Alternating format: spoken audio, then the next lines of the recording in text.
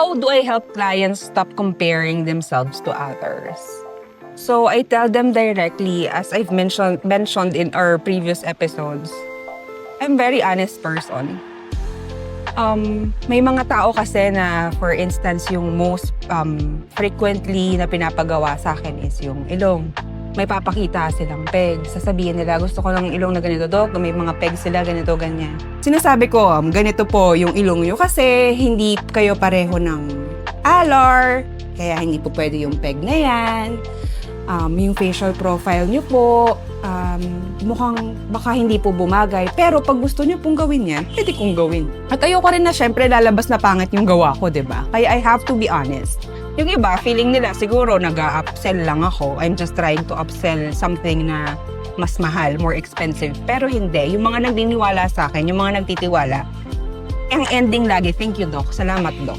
Ganun.